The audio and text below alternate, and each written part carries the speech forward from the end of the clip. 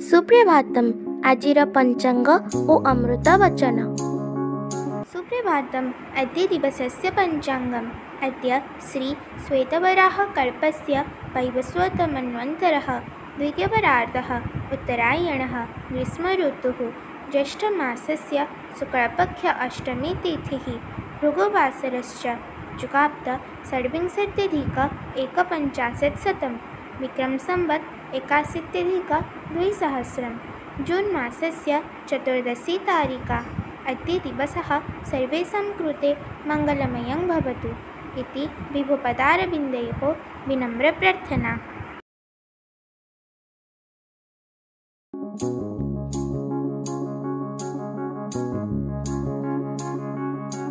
कंचा माटी गढ़ण हुए, पोड़ा माटी आउ गढ़ण चले नहीं।